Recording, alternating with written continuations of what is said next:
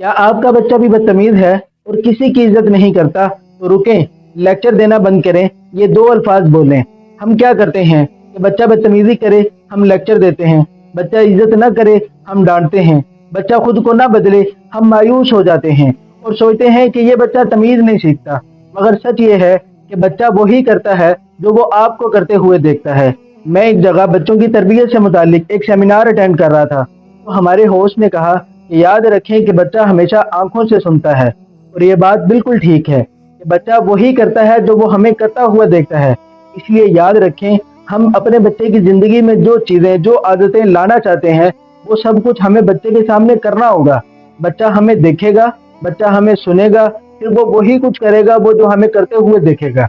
जो बच्चा आज इज्जत नहीं करता, कल वो स्कूल में उस्ताद की इज्जत नहीं करेगा, माशरे में बड़ों की इज्जत नहीं करेगा, और एक दिन आएगा कि वो आपकी भी इज्जत नहीं करेगा। क्यों? क्योंकि इज्जत सिखाई नहीं जाती बल्कि दिखाई जाती है, और बच्चा वही करता है जो वो घर में होते देखता है। नबी सल्लल्लाहु अलैहि वसल्लम ने फरमाया कि अपने बच्चों की इज्जत करो, उन्हें अच्छे आदाब सिखाओ।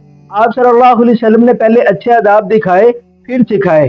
तरबियत हुक्म से नहीं बल्कि अमल से होती है।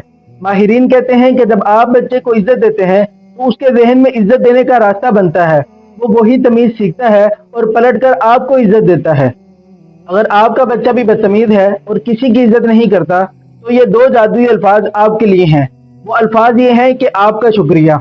बच्चा अगर आपके लिए पानी लेकर आए तो रोब जमाने की बजाय ये कहें कि बेटा आपका शुक्रिया, आप मेरे लिए पानी लाए।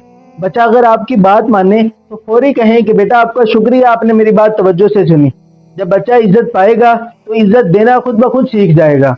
आज ही घर में आजमाएं और कमेंट में बताएं कि क्या आपका बच्चा भी बदतमीज है।